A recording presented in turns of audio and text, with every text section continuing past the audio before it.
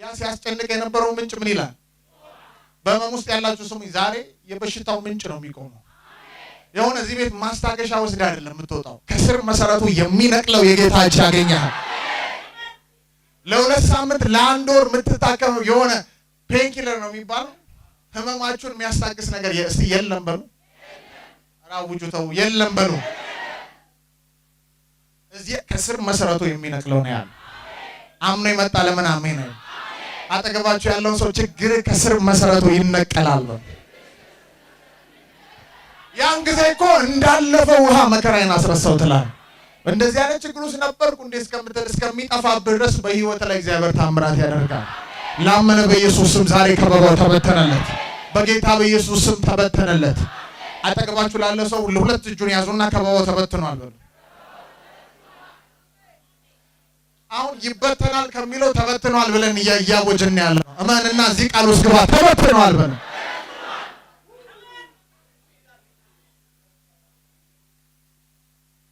ቀደም ከነ ከበባው ገብተህ ሊሆን ይችላል። በስራ ዙሪያ ከበባ ሊሆን ይችላል። ስትሄድ ግን እመነኝ እግዚአብሔር ምስክሬ ነው ታጠዋል።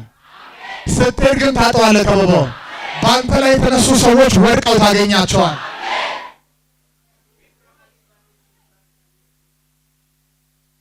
በማን ስም ከበባው ይበተናል?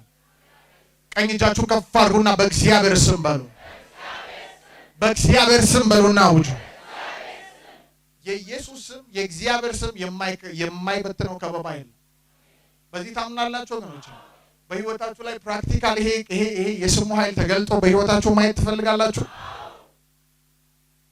አንዳንድ ሰው እኮ 100% ቢጠየቅ እኮ ያምናል። ግን አሁን ካለህበት ሁኔታ እንደሚያወጣ ታውቃለህ ወይ ሲባል ልቡ ይወላውላል።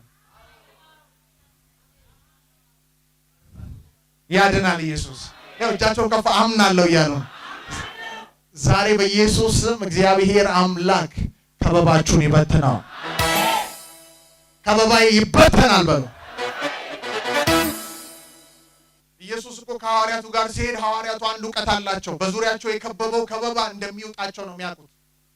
በመሃላቸው ግን ኢየሱስ ከበባው እንደሚውጣቸው አይደለም የሚያውቀው። ከበባው ተበትኖ በሰላም ወደ አገልግሎታቸው እንደሚገቡ ነው የሚያውቁት። አሁን በዚህ ቦታ ላይ ሁለት ሰው አለ። አንደኛው ከበባው እንደሚመተን ያውቃል። ሁለተኛው ደግሞ ከበባው ይበትነኛል ብሎ የሚያምን ሰው በልቡ ላይ ያለ ፍርሃት አለ። ከበባው አይበትንሽም፣ ከበባው ይበትናል። አሬ ሰማኝ ሰው የለም። ከበባው አይበትንህም፣ ከበባው ግን ይበትናል በኢየሱስ። አንድ ሰው ጮኸ አሜን ብሎ ይቀበል። ሁለት አይነት እምነት ነው ያለው። አይታችሁ ከሆነ ሐዋርያው ጳውሎስ የመጨረሻውን ጉዞ እያደረገ ባለበት ሁኔታ ላይ ነገስታቶች ጋር ለመቅረብ በመርከብ እየተጓዘ ያለ አውራቂስ የሚባለው ንፋስ ተነሳ። አውራቂስ ሲነሳ በመርከብ ውስጥ ያሉ ሁሉ የተነሳባቸው ከበባና ወጀብ እንደሚውጣቸው ነው የሚያውቁት 100%። በቃ 14 ቀን ሙሉ አልበሉም። ምግብ ማይበላ ሰው ተስፋ የቆረጠ ሰው ነው። ብንበላ ባንበላ መሞታችን አይደል ብለው ነው 14 ቀን ሙሉ ምግብ አልበሉም፣ አልጠጡም። ያላቸውን ንብረት የጫኑትን የሚጓዙለትን ነገር ሁሉ አውጥተው በትነውታል። በመሃል ግን አንድ ሰው አለ። በቁመት ከነሱ አይለይም፣ በልብስ ከነሱ አይለይም፣ ባለው ነገር ከነሱ ውስጡ ግን በመንፈስ የተሞላ ሰው፣ በዙሪያ ያለው ከበባ እንደማይበትነው የሚያውቅ ሰው። ለምን አንድ ሰው ጮኸ አሜን? ለገቦ ከበባው እንደማይበትን ስታውቅ ወጀብ ላይ አንተ ግን ማንኮራፋት ትጀምራለህ። ለአንድ ሰው ግን ይሄ ቃል ይመለከተዋል። ዛሬ ስትሄድ ተበትነው ታገኘዋል። አንድ አሁን ያላችሁበት የእምነት ከፍታ ወደ ላይ እንዲወጣ ፈልጋለሁ። ሐዋርያው ጳውሎስ ይወላችሁ እንኳን እናንተ እንኳን እኔ ይቅርና ከፀጉራችሁ አንዷም እንኳን አጠፋም አለ። ለምን አንድ ሰው ጮኸ አሜን? በዙሪያው እኮ ከባድ የሆነ ከበባ፣ ሰሜናዊው ምስራቅ የሚባለው አውራቂስ ተነስቷል። አውራቂስ ተነስቶ የተረፈ ሰው የለም በታሪክ። ከበባ ውስጥ ሆኖ ግን እንዲህ ብሎ ያውጃል፣ እንኳን እናንተ ከፀጉራችሁ አንዷ እንኳን አጠፋም። አንዳንዱ እኮ ሽባ ሆኜ እንኳን ብደርስ እጄ እንኳን ተቆርጦ ብደርስ እኮ ትልቅ ነገር ነው ይላል። ምንም አትሆንም። ከበባው ተበትኖ አንተ በሰላም ትደርሳለህ። ላመኑ ሰዎች ግን አሁን ቃሉ እየሰራ ነው ያለው። እስቲ ቁሙና በከበባችሁ በሽታ ላይ አይገላችሁም። ጌታ ምስክሬ ነው። የእግዚአብሔር መገኘት አለ በዚህ ቤት። አይውጣችሁም። ማጣታችሁ አሁን እናንተን አይገዛችሁም። እንዲህ በሉና አውጁ። ስማ በሉት። አትበትነኝም በሉት። ራስህ ትበተናለህ በሉ። አጨብጭቡና ቁጭ በሉ።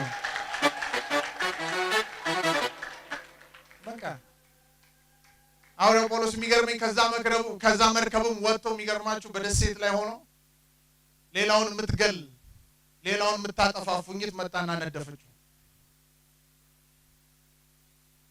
ስንቶች በዚህ ሰዓት ቴስት ብንደረግ በቃ ኢቭን መርዛማ ባትሆን እንኳን ማጣጣራን ጀምሮ ወገኖች መርዛማ ባትሆን እንኳን ፉኝቷ አንድ ሰው ማጣጣር ነው የሚጀምረው ስለተነደፈ ወይ ብሎ ነው በቃ። ግን ሐዋርያው ጳውሎስ ምን አለ? እስቲ በሉት፣ እስቲ ልስማችሁ ወገኖች። ይሄን ስትና ውስጣችሁ ከሆነ እምነት ይገባል። ከበባውን ታራግፈዋል። ምን አለው? ምን አደረገው? ገዳዩን እስቲ ገዳዩ ይራገፋል በሉ። አንድ እምነት አለው በውስጡ። ያለበት ከፍታ እነሱ እንዳሉበት ከፍታ አይደለም። በመንፈስ ዓለም ላይ ጳውሎስ ያለበት ከፍታ ሌላ ነው። ሌላ የእምነት ዓለም ውስጥ ነው ያለው። እፉኝቷ ውስጥ ወይም እባባ ውስጥ ወይም መርዛማ የሆነ ነገር ውስጥ ካለው የመግደል አቅም ይልቅ እሱ ውስጥ ያለውን ከበባውን የሚበትነውን የናዝሬቱ የኢየሱስን ኃይል ያምን ነበር። አንድ ሰው ጮኸ አሜን ብሎ ይቀበል። በዙሪያ ካሉ ከበባዎች መርዛማነታቸው፣ ገዳይነታቸው ይልቅ በአንተ ውስጥ ያለው የሰልፉ ባለቤት ግድ የለም ጩኹና አሜን በሉ።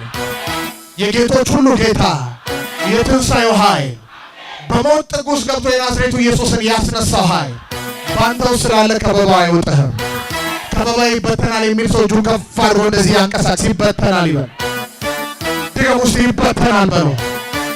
አንቀሳቅሱ እጃችሁን 3 ጊዜ ይበተናል በሉ። 1 2 ድምጻችሁ የደረ 3 የመጨረሻ አልፈዋለሁ ብላችሁ አሁን አፋፍ ላይ የደረሰ ጉዳይ ላይ ብትሆኑ እንኳን ሙሉ አጠገባችሁ ያለ ሰው ሁሉ ከቧችሁ ቢሆን እግዚአብሔር ከበባውን ይበትነዋል። በጤንነታችሁ ላይ ያለ የበሽታ ከበባ አንዳንዱ ከአንድ በሽታ አልፎ ቁጥር ራሱ በጣም መጠራት ተጀምሮ 7-8 በሽታ ያለበት ሰው አለ። 1ም ይሁን 7ም ይሁን አይገልህም። ዛሬ ተበትኖ ግን ትወጣለህ። አሜን አሜን። ተበትኖ ግን ትወጣለህ። ቆይ ሰንሰለት ሲወድቅ ድምፅ አይሰማም? ኢያሪኮ ሲወድቅ ድምፅ አይሰማም? በተስፋ ቃላችሁና በእናንተ መሃል የገባው ነገር ሲወድቅ አይሰማም? ዛሬ ያን ድምፅ እሰማለሁ የሚል ሰው አሜን ይበል። ያ ጠላቴ ሲወድቅ እሰማለሁ የሚል ሰው ጮኸ አሜን ብሎ ይቀበል። ታያለህ፣ ትሰማለህ። ዛሬ እስራኤልን የከበበ ጎልያድ ሲወድቅ እኮ እስራኤል አልሰማም፣ አላየም? አይቷል፣ ሰምቷል። እንዲሁ ትሰማለህ ብሎ ታጠገባችሁ ያለው ሰው እንዲሁ ትሰማለህ፣ እንዲሁ ረገጥ አድርጋችሁ እንዲሁ ትሰማለህ በሉ። በኢየሱስ ስም ይሄ ቃል ተቀይረው ወደ ጆሮአችሁ በምትሰሙበት መንገድ ይምጣ፣ በምትሰሙበት መንገድ ይምጣ።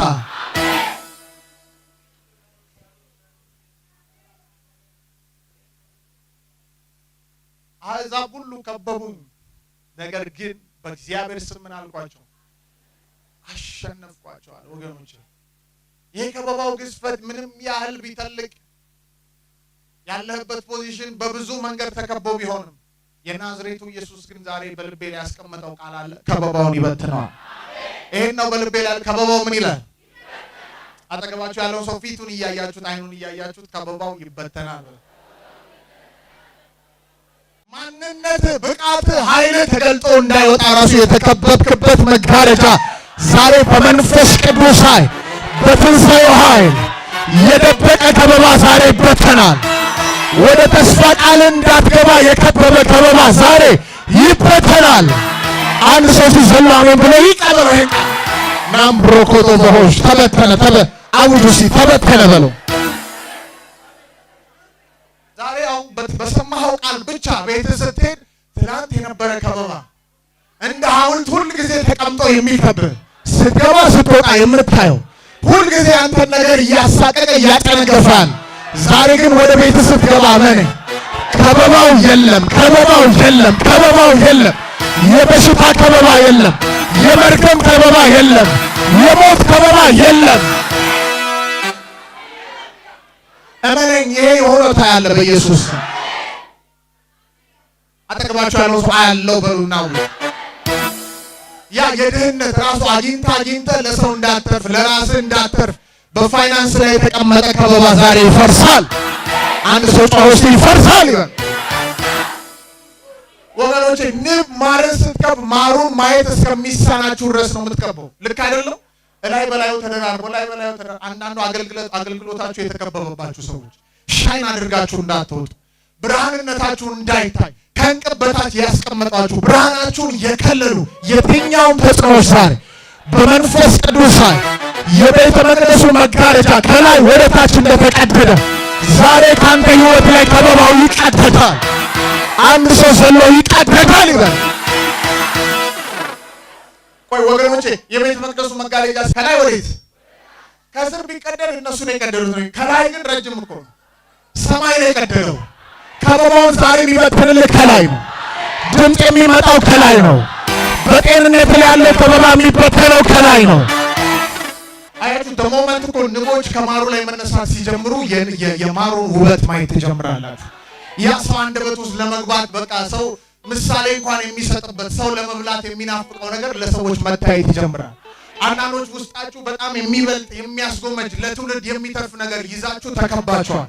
ከበባው ዛሬ ሲነሳ ግን ያየ ሁሉ በአንተ ሕይወት ላይ ኤላ ብሮኮቶ በሆሴ ባባሃይ እመኑ፣ ዛሬ በስሙ ኃይል ተጽዕኖ ይፈርሳል። አንድ ሰው ሲጮህ አሜን። አንዳንድ ሰው ከመከበቡ የተነሳ ወደ ስራ ቦታ ሲሄድ ወይ የሆነ ነገር ለመስራት ሲሄድ ሁልጊዜ ሪጀክት ነው የሚደረገው። ዙሪያው ከበባ አለ። በጤንነቱ ላይ ከበባ ስላለበት ሁልጊዜ በበሽታ ነው የሚሰቃይ። ዛሬ ግን ይሄ የተከበብበትን ነገር አውልቃው እንደምትሄደው ማን አጠገባችሁ ያሉት እዚህም ጥየው ሄዳለሁ። ሽባ ሰዎች፣ መራመድ የማትችሉ ማየት የማትችሉ በኤችአይቪ በካንሰር ያላችሁ በሽታችሁን አውልቃችሁ ዛሬ በሽታችሁን ከበባ ብለን ነው የምንጠራው። ከበባችሁን አውልቃችሁ ትሄዳላችሁ። አንድ ሰው ጮኸ አሜን። ሜርጎቶ በሆሱ ባባባሃሽ የመጨረሻው እንደዚህ ገፉኝ፣ እግዚአብሔር ግን ደግፎኛልና ቆምኩኝ። ከበባው እየገፋ ሊጥልህ እያሰበ ይሆናል። ነገር ግን እነግርሃለሁ አትወድቅም። ያለብህ ነገር አይገለህም። ስማኝ፣ ሊገፋ ይችላል፣ አትወድቅም። የተደገፍከው ስሙ ላይ ነው። የተደገፍከው የናዝሬቱ ኢየሱስ ላይ ነው።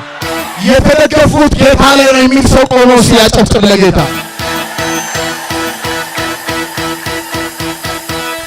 እስቲ ንገሩኝ፣ ማን ላይ ነው የተደገፍከው? እሱ ላይ ተደግፎ ይወደቃል ወይ? ከበባ በስተውበት በከበባ የተዋጣለ ወይ? በከበባ የሞታለ ወይ? አንድ ሰው ጮሆ የለም ይበል። የከበባው ትልቁ ዓላማው አንተን ለመበተን፣ አንተን ለመዋጥ ነው። አንተን ለመበተን፣ አንተን ለመዋጥ፣ አንተን ለማፈራረስ የወጣው አዋጅ ራሱ ይበታተናል። እግዚአብሔር እንዲህ ያለው ዛሬ ከበባውን እበትነዋል። ለሰባት ሰው እንዲህ ብላችሁ ተናገሩ፣ ከበባው ተበትኗል በሉ። ሰባት ሙሉ ቁጥር ለሰባት ሰው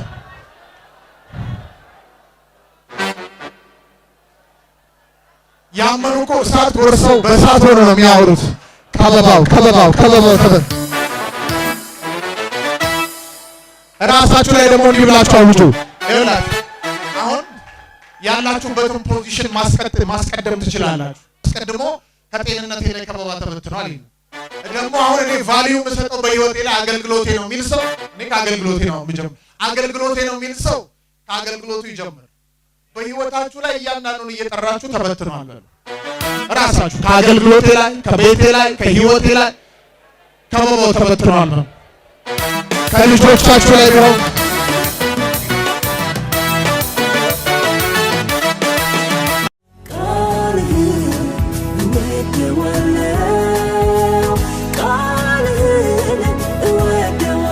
ልቤ ላይ ሞላው ቃል ይሄ ነው። ከበባው ይበተናል ያለ አሜን አትሉ? ከበባው ምን ይላል? ያው ከበባው ያንተን ነገር ለመበተን የከበበ ነገር ግን ያንተን ነገር ሳይበትን ራሱ ይበተናል። ወይ አንድ ሰው ጮኸ አሜን ይበል። ሊበትን የፈለገው ራሱ ሊበተን ነው ዛሬ።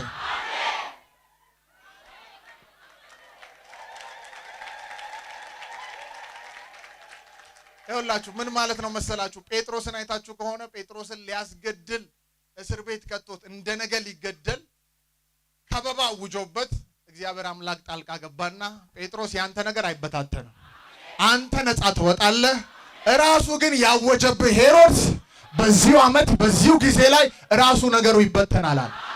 ለዛ ነው ሄሮድስን ትሎች በሉትና ምን አለ ይላል። አጠገባችሁ ያለውን ሰው ጠላት ዛሬ ይበተናል በል። ለምን አምናችሁ አትናገሩም? ጠላት ይበተናል በሉት። መጽሐፍ እንዲህ ይላል እኮ በአንድ መንገድ የመጣው በስንት መንገድ ይበተናል ይላል። አውጀው፣ በስንት መንገድ ይበተናል? በጌታ በኢየሱስ ስም በሰባት መንገድ ይበተናል። ምን ማለት ነው ቃሉ? ሲመጡ ተሰብስበው አንድ ላይ ተሰብስበው ያንተን ነገር ለመበተን አንድ ሐሳብ ይዘው መጥተው ሊሆን ይችላል። ሲመለሱ ግን አንድ ላይ አይመለሱም፣ ተበትነው ይመለሳል። የኔ አምላክ ከበባውን ይበትንልኛል የሚል ሰው ጮኸ አሜን ይበል። አንቺ አምላክ ከሚታየውም ከማይታየውም ነገር ከበባውን በትኖ ነው እዚህ የደረስከው። ዛሬም አምኖ ለሚቀበል ሰው አውጅለታል። በዙሪያችሁ ከበባ ሊሆን ይችላል። ከበባውን የናዝሬቱ ኢየሱስ ይበትነዋል። በትዳራችሁ ላይ፣ በቢዝነሳችሁ ላይ፣ በአገልግሎታችሁ ላይ፣ በህይወታችሁ ላይ የወጣ የጠላት ከበባ ይበተናል። አጠገባችሁ ያለውን ሰው በኢየሱስ በስሙ ኃይል ይበተናል በል። ሌላ ምንም አይደል። ስሙን እንጠራለን። ዛሬ ከጠላቶቻችን እንድናል። መጽሐፍ ምን ይላል? የጌታን ስም የሚጠራ ምን ይላል? ምን ማለት ነው ይሄ ቃል? ሐዋርያት ሥራ ላይ ሲናገር የጌታን ስም የሚጠራ ምን ይላል ቃሉ? ምን ሲባል አፋፍ ላይ ደርሰ ሞት ሊውጥ ተዘርግቶ ስሙን ግን ስንጠራ ስሙ በሰማይ በምድር ከምድር በታች ስልጣን አለው። በአንተ ዙሪያ የተሰበሰቡበትን ከበባ ይበትነዋል። ለምን አንድ ሰው ጮሆ ይበተናል አይልም? በሽታው አውጆ አንተን ሊገል አንተን ሊያጠፋ አውጆ ሊሆን ይችላል። የናዝሬቱ የኢየሱስ ስም ግን ዛሬ በዚህ ቤት አምነው ለመጡ ሰዎች ከበባቸውን ይበትንላቸዋል። አምናለሁ። ይሄ ቃል ለ5 ሰዎች ለ10 ሰዎች በህይወታቸው እንደሚፈጸም ከበባቸው ተበትነው ያያሉ። አጠገባቸው ያለውን ሰው ከበባዬ ተበትኖ አያለው በለው።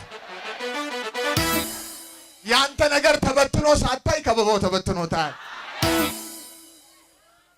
እኔ የጠላትን ስራ ስለማቅ እንዴት ልቤ ሐሴት እያደረገ እንደምናገር አሜን አትሉ? ለምን ውድቀትን እየፈለገ መሞትን እየፈለገ እዛው መሞትን እየተጠባበቀ ድምፁ አበቃ አላበቃም፣ አሁንም ይሰራል አይሰራም፣ አሁንም ያገለግላል አያገለግልም፣ ሞቷል አለ በሚልበት ቦታ ላይ እግዚአብሔር ከበባውን ይበትናል። አንድ ሰው እስቲ እንደዚህ እንዲያደርግ ፈልጋለሁ። አይኑን ጨፍነው ቆሞ እንዲህ ብሎ ያውጅ፣ ዛሬ ብሎ ያውጅ፣ ከበባ ይበተናል በሉ። ከኔ ህይወት ላይ በሉ፣ በኢየሱስ ስም ከበባው ይበተናል በሉ። እንዳፋችሁ ቃል በኢየሱስ ስም ሆኗል። ጌታ ያክብራችሁ። ቁጭ በሉ። መዝሙር ምዕራፍ 118 ቁጥር 10 ላይ እንደዚህ ይላል፣ አሕዛብ ሁሉ ከበቡኝ ይላል፣ በእግዚአብሔር ስም አሸነፍኳቸው። መክበብንስ ከበቡኝ፣ በእግዚአብሔር ስም አሸነፍኳቸው።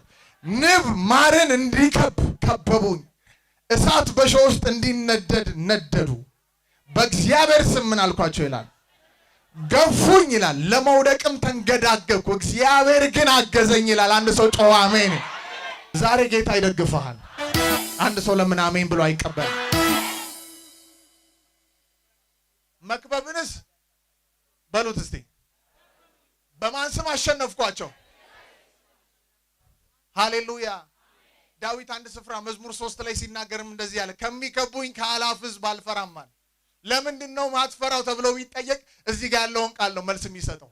በእግዚአብሔር ስም አሸንፋለሁ። አላፍ ሕዝብ ቢከበው ሐሳብ ቢከበው አይፈራም። የኢየሱስ ስም እሱ ጋር አለ። ስሙ በእኔ ላይ አለ የሚል ሰው አሜን ይበል። ከበባዬ ተበትኖ ወጣለሁ የሚል ሰው እስቲ አሜን ይበል። ስንቶች በጌታ ፊት የከበባችሁ ከበባ አለ? በጌታ ፊት አሳዩኝ እጃችሁ። ለእናንተ ትንቢት እናገራለሁ። የበሽታ ከበባ አሁን ተፈራርቆብኛል። በሆነ አቅጣጫ ብቻ ተከብቤያለሁ። እግዚአብሔር አምላክ ዛሬ ነፃ ያወጣኛል የምትሉ ሰዎች እጃችሁ ከፍ አድርጉ። እነግራችኋለሁ ከበባው ዛሬ ይበተናል። በጌታ በኢየሱስ ስም ይበተናል። በደሙ ኃይል ዛሬ ከህይወታችሁ ላይ ይበተናል። በኢየሱስ ስም ይበተናል። አንዳንዶች ከጤንነታቸው ላይ እየተበተነ ነው። ከስራቸው ላይ እየተበተነ ነው። ከቢዝነሳቸው ላይ እየተበተነ ነው። በኢየሱስ ስም ተበተነ። ተበትኗል የሚል ሰው ለጌታ ክብር ያምጣ። አሕዛቦች ሁሉ ከበቡኛል። ሰው እንደ ራእዩና እንደ እይታው ከበባው በዛው መጠን ይጨምራል።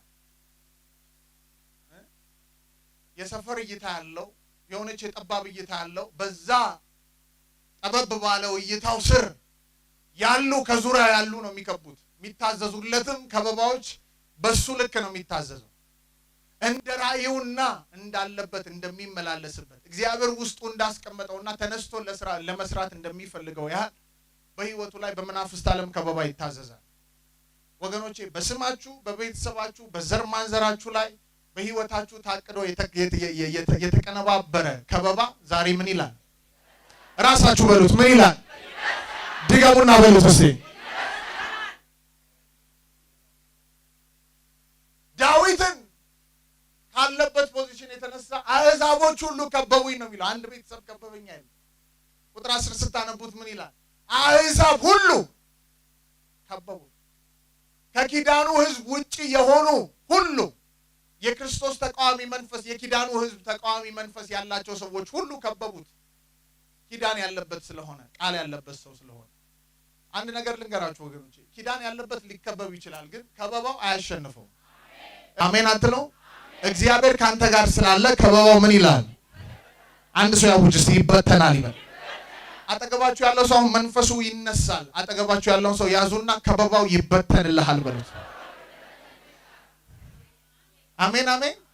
በዚህ ስፍራ የገለጸበት አገላለጽ ይገርም። ንብ ማርን እንደምትከብ፣ ማር እንዴት ንብ እንደሚከባው አይታችሁ ከሆነ ማሩን ማየት እስከሚሳናችሁ ድረስ ነው ንቡ የሚከብ አይደል ወገኖቼ? ማሩን ማየት እስከሚያቅታችሁ ድረስ ንብ ምንን ይከባል? ማርን ይከባል። እላይ በላያቸው ላይ እየተደራረቡ ውስጠኛውን ያ የከበረውን ነገር ሰዎች የሚበሉትን ነገር ማየት እስከማትችሉ ድረስ ይከበባል በንቦች ማለት ነው። ዳዊት ሲናገር በዚህ ስፍራ ላይ እንደዚህ አለ፣ ንብ ማርን እንደሚከበቡኝ። ወገኖቼ ለአንድ ሰው ዛሬ ቃል አለ። የትኛውም አይነት ከበባ ይሁን ዛሬ በናዝሬቱ በኢየሱስ ስም ይበተናል።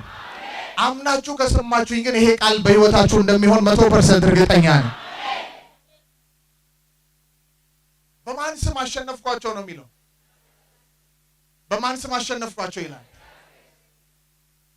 ስሙ በዚህ ዘመን ይሰራል አይሰራም? ይሰራል የምትሉ ሰዎች እስቲ እጃችሁን ከፍ አድርጉ። የኢየሱስ ስም ተሰብኮ ብቻ የኢየሱስ ስም ሽባ ያስነሳል ተብሎ ተዘግቶ የሚታለቅ ፋይል አይደለም። የኢየሱስ ስም ሽባ ያስነሳል ተብሎ ተሰብኮ ሽባ ያዘልላል። በዚህም ዘመን ታምራትን ይሰራል የሚል ሰው ጮኸ አሜን። አንዳንድ ጊዜ ይገርመኛል። ብዙዎች እንደሚሰራ እናምናለን፣ የቃሉ ዕውቀት አለን። ነገር ግን በእኛ ህይወት ላይ ሲመጣ፣ የሆነ ችግር ሲመጣ፣ የሆነ ከበባ ሲመጣ ቶሎ በስሙ ኃይል ከማስወገድ ይልቅ ሌላ መንገዶችን ነው የምንፈልገው። እውነት ውሸት ወገኖች? ሌላ መንገዶችን ነው የምንፈልገው። ለምን ሲባል በህይወታችን ላይ አሁን ተገልጦ እንደሚሰራ አለማመን ስላለብን ሁልጊዜ መፍትሄ ፍለጋ ወደ ሌላ ነው ፊታችን የምናዞር።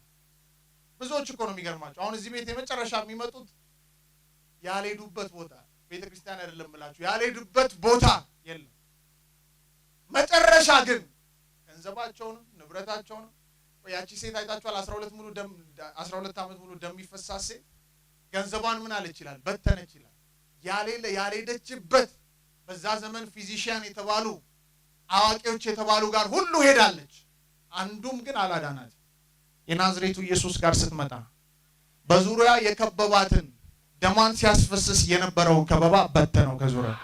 እንዲህ ይላል እኮ የችግሯ ምንጭ የደሟ ምንጭ ወዲያውኑ ምን አለ? በአንድ ሰው ህይወት ላይ ዛሬ ከበባ ሲበተን የችግሩ የበሽታው ምንጭ የቀንበሩ ምንጭ ያስጨነቀውና ያንከራተተው ምንጭ ዛሬ በኢየሱስ ስም ይቆማል። አንድ ሰው አምኖ ሲቀበል በኢየሱስ ስም ይሆንለታል። አጠገባችሁ ያለው ሰው ምንጩ ይቆማል በሉት።